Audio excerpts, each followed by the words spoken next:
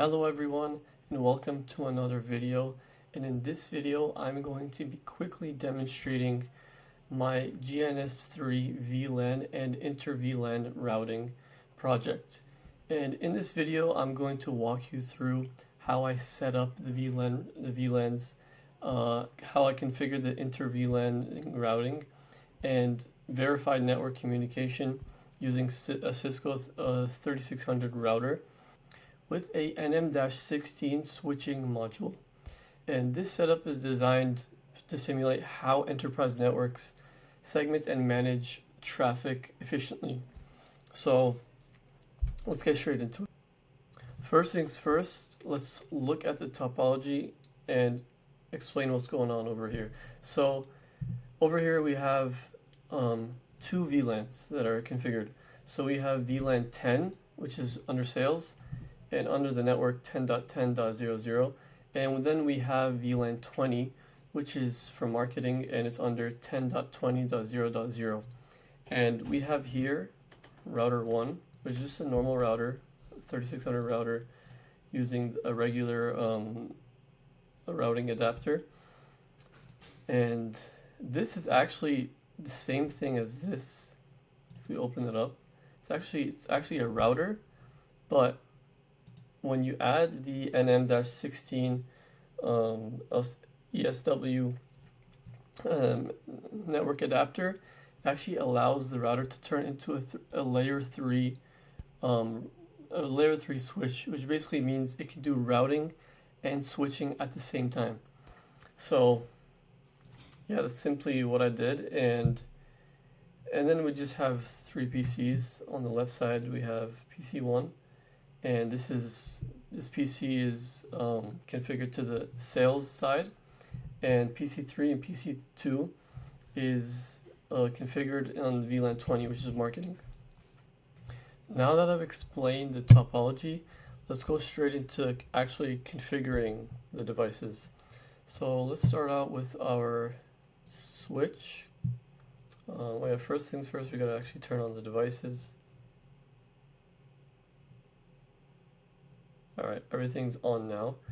Now we just need to open the console for everything. So this is the easiest way, just to click that button. Then I'm gonna drag these over here. Okay. So this is actually a switch 1, but for some reason it's showing router 2. So let's start out with the first commands. Enable configure terminal. There we go. Let's change the host name to switch 1, and then let's do no IP routing, which is a command that basically disables the layer 3 functionality of the switch, just to make sure we just use the switch as a layer 2 device and not a layer 3 device, even though it does have layer 3 functionality. So to start for configuring the VLANs, we need to go into the VLAN configuration mode. We just use VLAN database command. So now that we're in the VLAN database, let's start. So now that we're in the VLAN database, let's start configuring VLAN. So let's start out with VLAN 10, which is name sales. There we go. And then let's add the second one, which is VLAN 20, which is name marketing.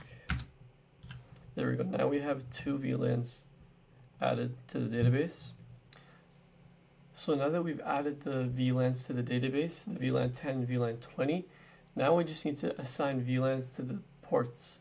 So let's start out, if we look at our topology right here, we have interface 0/1 is linked to PC1, and that is related to the VLAN 10 network. So let's start out with interface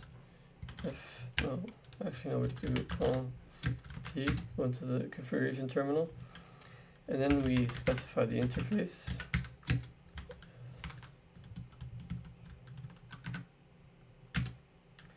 And then now we just use this command, port access and switch port access VLAN 10.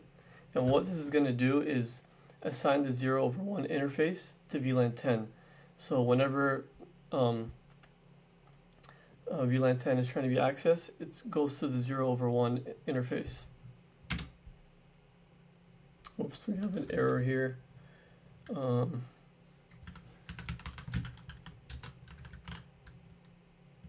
Oh.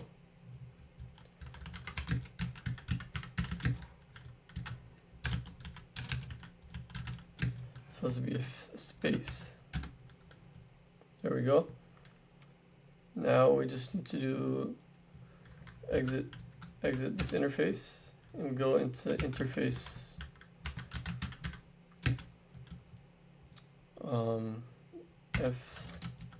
go into interface 2, which is for VLAN 20.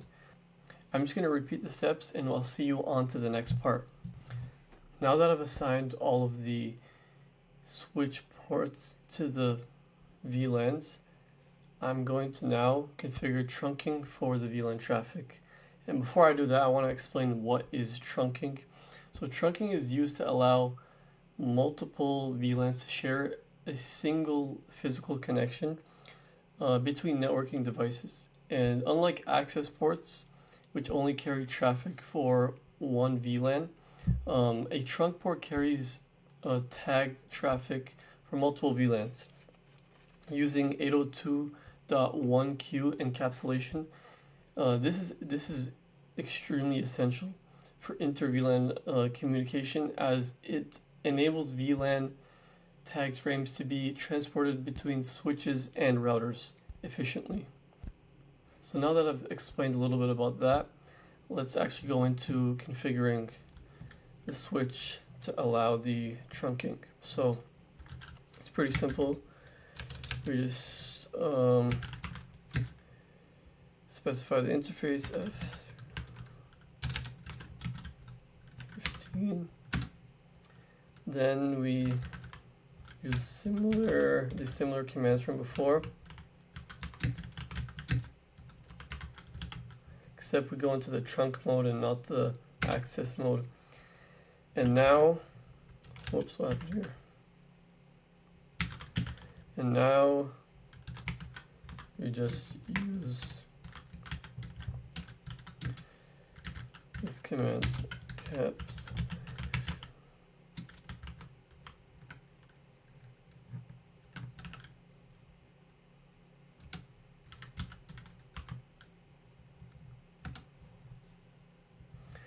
So this command right here enables 802.1q tagging, which allows the router to be able to distinguish between the different VLAN traffic.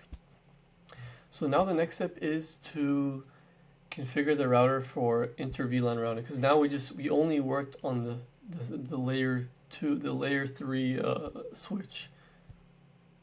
We didn't work on the router yet. So let's start on the router. So let's get rid of the switch over here.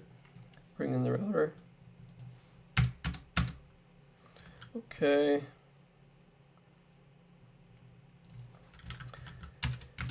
Enable.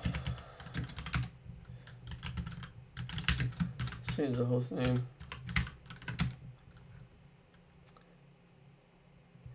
Then we have interface 0/0 over here. Figure that. Whoops, forgot the F.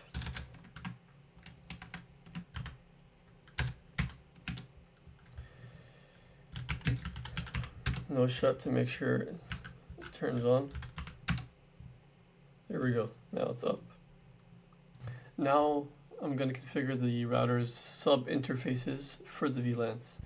So let's do that right now.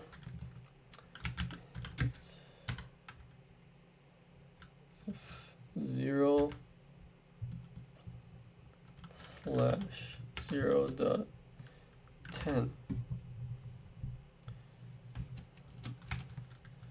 can we do in cap?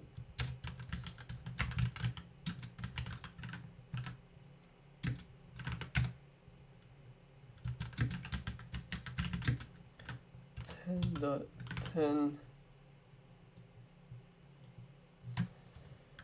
dot 0.1. Oh, forgot the subnet mask. 10.10.0.1.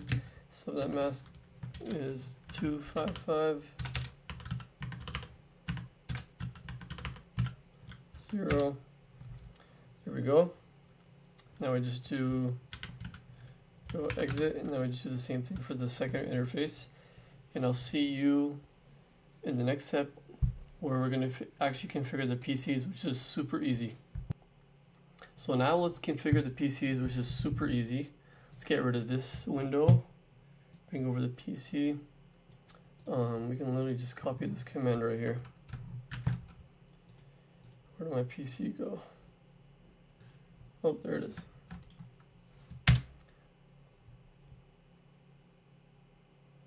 There we go. PC 1 is now configured. I'm just going to do the same steps for the next PCs. Now that I've just configured the PCs, let's test the connectivity by just pinging the PCs to each other. So let's take PC 1. PC 1's over right here. And take PC 2. And let's ping them. Ping 10.20.0.3.